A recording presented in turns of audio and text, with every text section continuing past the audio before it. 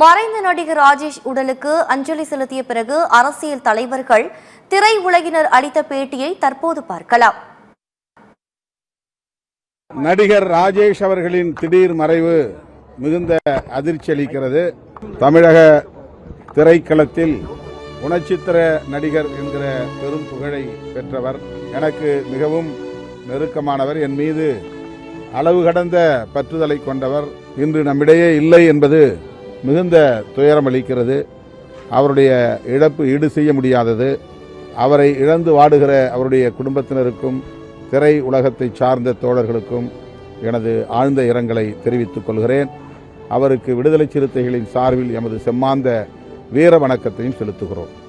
ரொம்ப very informative. எந்த தகவல் வேணாலும் அவர்கிட்ட ஒரு கூகுள் மாதிரி ராஜேஷ் சார் கிட்ட கேட்டோம்னா தெரியும். அப்படிப்பட்ட ஒரு நல்ல நண்பர். ஒரு மாதிரி ஒரு திடீர்னு ஒரு முடிவு வந்தது ரொம்ப மனசுக்கு ரொம்ப வேதனையா இருக்குது. அவருடைய குடும்பத்தாருக்கும் திரையுலக நண்பர்களுக்கும் என்னுடைய ஆழ்ந்த அனுதாபங்களை தெரிவிச்சுக்கிறேன். நான் கேட்பேன், நீங்கள் ஏன் டைரக்ட் பண்ணலன்ட்டு. கமல் சாரை வச்சு ஒரு படம் டைரக்ட் பண்ணுங்கிறது எனக்கு ஆசை அப்படின்னுவாரு.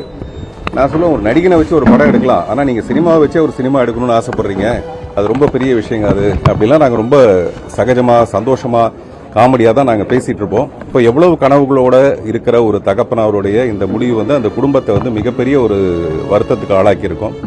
அந்த குடும்பம் அமைதியாகிறதுக்கும் அவருடைய ஆத்மா சாந்தி அடைகிறதுக்கும் என்னுடைய வருத்தத்தை மட்டுமே நான் தெரிவிக்கிறேன்.